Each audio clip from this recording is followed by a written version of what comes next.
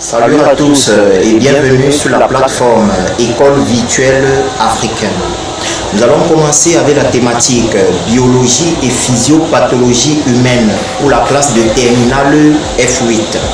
Nous allons commencer avec la séquence 1 qui est intitulée le système digestif et ses pathologies. Le système digestif et ses pathologies. De manière générale, le système digestif est un ensemble d'organes assurant la fonction de digestion.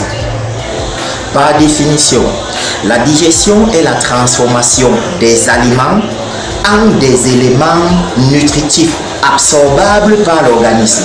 C'est-à-dire quoi concrètement?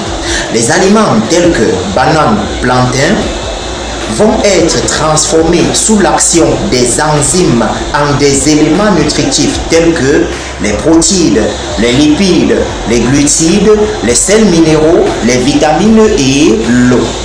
Ces éléments nutritifs vont être absorbés au niveau des villosités intestinales de l'intestin grêle et rejoindre la circulation sanguine pour alimenter tous les organes et systèmes du corps.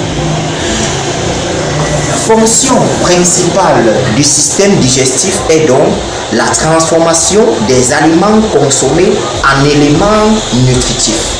Ces éléments nutritifs absorbés vont permettre aux organes et systèmes du corps de bien fonctionner.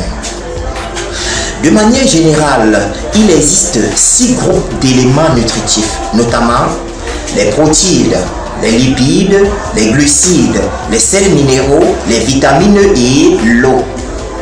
De manière fonctionnelle, ces éléments nutritifs peuvent être classés selon leur fonction. On aurait des éléments énergétiques qui sont les glucides, notamment les sucres, dont la principale fonction est d'apporter de l'énergie à l'organisme. Les éléments énergétiques du second plan, notamment les lipides qui constituent la réserve énergétique dans l'organisme. Les éléments constructeurs ou bâtisseurs qui permettent d'architecturer la structure de l'organisme qui constituent les protéines. Les éléments fonctionnels qui interviennent dans le bon fonctionnement de l'organisme, notamment les vitamines, les sels minéraux et l'eau. De manière générale, on distingue 2 modes de digestion. La digestion mécanique et la digestion chimique. La digestion mécanique consiste à une simple fermentation physique des aliments. Elle se déroule principalement dans la bouche sous l'action des dents et dans l'estomac sous l'action des muscles stomacaux.